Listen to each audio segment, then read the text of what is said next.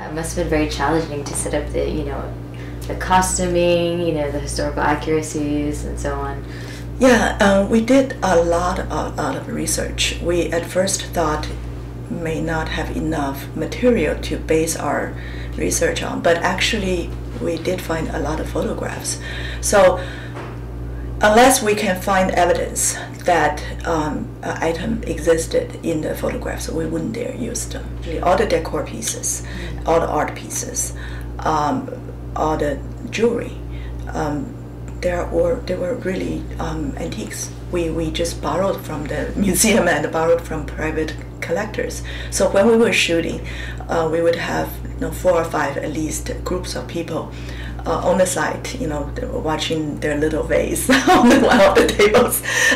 We felt that it's a rare chance that we have facility. We have those grand buildings still there, and we have the goodwill of the private collectors and also the museums. We felt it's a good chance for us to exhibit or to show how the gentry class or how the literati class of China lived 100 years ago. So I think the private collectors, the museums felt the same way. They felt that they wanted to have their pieces live one more time in an environment that is authentic. So we shot in real locations. That means we transferred 9 times with 200 trucks on treacherous roads. And it was really an endeavor that most production managers or line producers in China would not dare to do.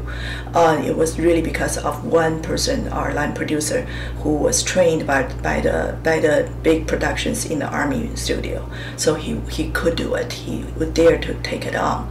And therefore we shot the film in 4 provinces in 13 cities and counties. The odometer on my truck or my trailer was the five times the distance between the East Coast and West Coast of this country. These bankers, they were travelers, they were traders, so they go all around, not just inside China. They went to Japan, they went to Russia. They have branches there. So in order to convey that sense of the vastness of their world, and along with it, the reason that they had the kind of grand vision they had, we had to do it. Otherwise, we just get a TV drama. So we didn't go into any studios. It was all shot on real sites. What do you think that you take from theater, and what rose that was new when you're filmmaking in terms of challenges and sort of things you want to do? In theater, you try to build toward ultimate end, meaning the production. In film, you just need to catch it once. So you do whatever you need to catch that once. You sometimes trick people into doing it, and they get to know it by several times, and they curse you for tricking them. But then you do it in order to catch it and in order to not waste time. Planning is very, very, very, very important. So much more important in filmmaking than in theater. I did storyboard of the whole thing, and I pretty much have the whole script down in my head in terms of everything I needed. I think that was the reason we could start on time, finish on time. We shot in 4.5 months, and we didn't even go 1 day over. And that was preparation.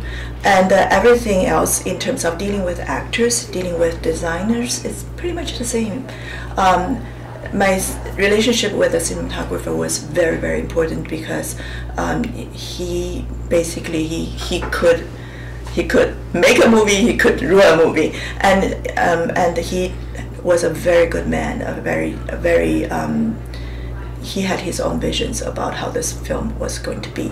So we cooperated. I think a good director need to be a good coordinator. You only need to provide a happy environment for your people, everyone, including the lowest rank, because bad emotions and bad vibes do spread very fast.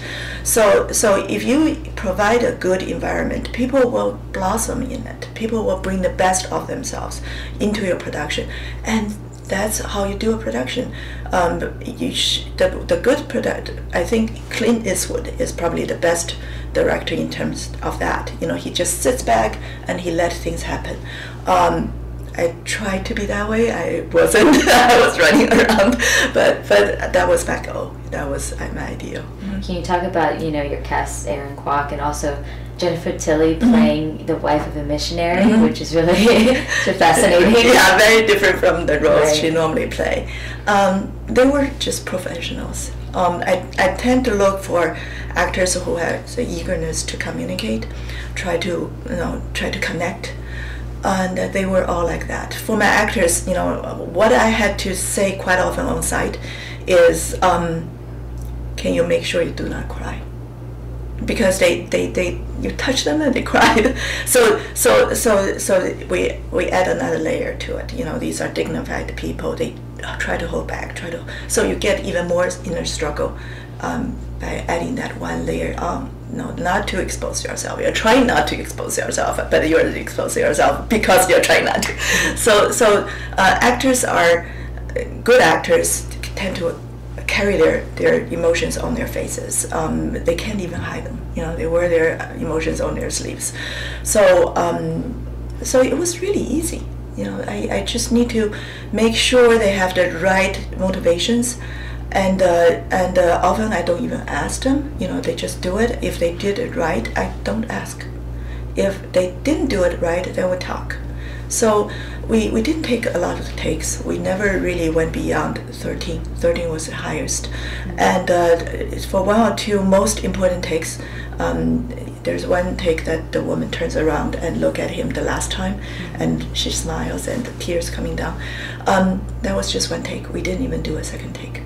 And I think if she did a second take, it probably wouldn't be as good because it was raw. The emotion at that point was raw. We catch those moments. We try to catch those moments. Congratulations again, and the film thank you, opens Christine. up on June 3rd. Is that right? June right. 3rd. In New York, Washington D.C., Toronto, San Francisco, Los Angeles. So yeah. Excellent. So people should go watch it. Thank you, and please do come to watch it. Yeah, it's a film that should be watched on big screen because it has this vast spectacles, and it just doesn't pay to watch it elsewhere. Absolutely. Yeah. Thank you so much, Christina. Thank you.